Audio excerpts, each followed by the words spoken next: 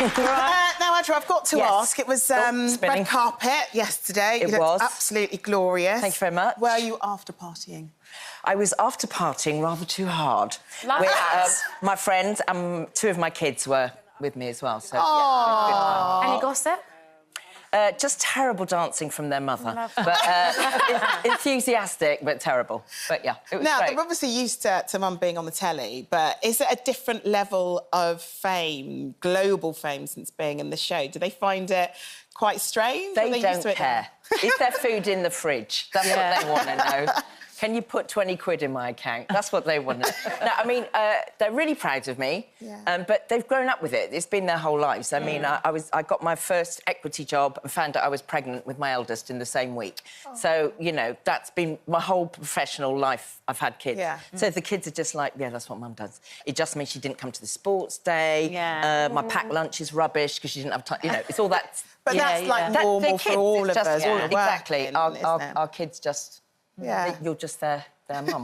I always think you look like you're having a bit of a laugh on set at Bridgerton. Have you enjoyed it? It's, you know, it's one of those jobs that has got such a... There's so much love in the room for it. Yeah. It's amazing to be in something like that. Yeah. I've just been in... I've been in Warsaw, I've been in Johannesburg, I've been in New York, we had the bash last night. Wow. Everywhere you go, the thing I really love about it is it doesn't matter who you are, what your background is, nothing matters apart from, do you like the show? Yeah. All right, then we're all here, and we're just all together, and that's the focus, and it's a joyful thing. So, you know... And do you love playing the part that you play? Because she's so she's strong, fabulous, isn't she? She's fabulous. She is. Yeah, but you play it so well, because there's times when I don't like her, because she's hard and she's bossy. Oh, don't be upset now. Like her. Go on. No. No, and then there's this softness to her as well, and this understanding. I just think it's must be a brilliant part to play. So what I'd say about that is, you know, we saw the backstory, the Queen Charlotte spin-off. So you understand that at some point in her life, she's been a powerless woman in, frankly, a domestically abusive relationship. He's died. She's got no power as a woman. She's got 4 kids. The only thing she's got is her brain and the knowledge that she can trade with to get herself into that position. So there is a bit of her that's like this, but she's just gone like, yeah, I am going to survive. My children are going to survive. And so I think what she does is when she sees people who she considers are bullies, she will knock them out the park. Yeah. And if she sees people who she thinks are fragile, she'll be like, come on, it's OK, you can come in with me, it's fine. And you know, and all the stuff they say about Lady Danbury meddling in matchmaking, what she's doing is she's protecting women. She's saying, marry someone for love who's going to support you, be your friend, give you the space to be who you are. Yeah. And because that's what she would have liked when she was young and she didn't get it. So I think she can be a bit of a tough nut, but she's a tough nut because she understands what it is to be fragile and powerless. I love that.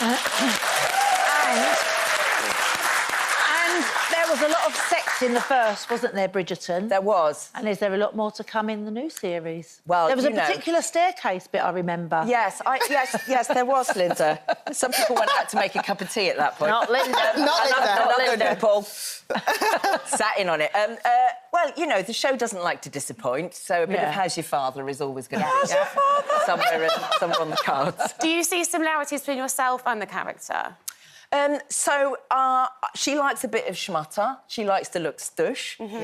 And so does my mum, so did my grandmas. They all wore hats, like Billy-O. Oh, wow. So I wanted to have with her... So I like tailoring. We've got we've always had amazing costume designers. John Glazer this season. You know, they just give me the space to have a conversation with them. So I like a hat.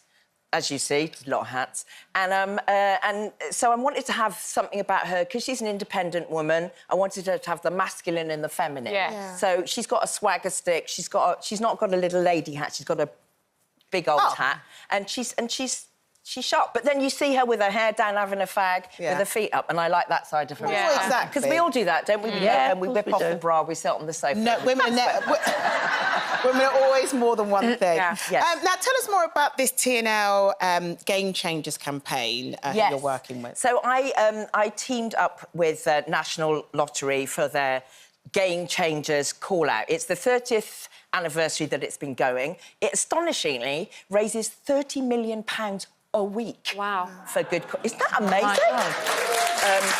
for good causes.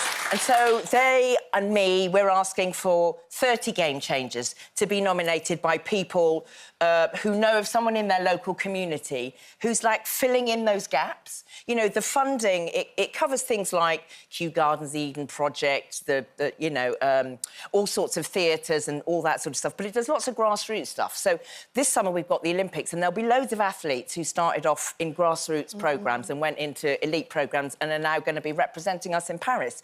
But without those people who turn up on a wet Saturday morning for no money, for no benefit other than to look after their community, these things don't happen. So there was this lovely woman, Katie Mahan, in Bradford, who first in her family to go to university, working class, went to university, came back to her local estate, saw a gap, that there wasn't any arts provision, there was no community space, so she set up a theatre company, but they've also got an allotment, they grow food, they deliver food parcels, they do housing advice, they do social services stuff, all that sort of support, and they've made a space for people. And this funding helps to support them. So you know, like there's a lot of love in the room for Bridgerton, I want there to be a lot of love in the room for the game changers, because these are the people that make our lives better. Yeah, you know? Absolutely. So, And, you know, and in one... I mean, you mentioned the arts there, and, you know, there's a constant complaint about, you know, and worry about arts funding being cut and all of that stuff, and too many people from middle-class backgrounds getting into acting and theatre. Yeah. You know, for you, do you think we need to work harder at encouraging everybody to get, you know, to become you, like the younger members of the cast in Bridgerton, all those people? Or not me, or, you know, maybe somebody that makes pottery or does something else. It's like... My dream is that we have a world where you discover what your gifts are because there are things available to you, you know, sport, music, science, whatever it is that's available to everybody, because it shouldn't be an accident of, you know, you're born into a family that doesn't have much money, or you're born into a family and you have a physical disability, or your sexuality, or your religion, or any of that stuff. Who you are as a unique human being, we should be living in our joy, because actually, life is a miracle, you know? It's a miracle, and we're here for, like, that. And all the news we hear most of the time is it's hard and it's difficult, and we know people are living really tough lives. But there are amazing people out there who want to make your life better and more joyful and richer, and I'm like, I'm into the joy glue. So that's... Joy glue! I'm going to take that phrase with me all through the day, the joy glue. So I love that. Thank you so much. Pleasure. Adjoa Andoh, Lady Danbury.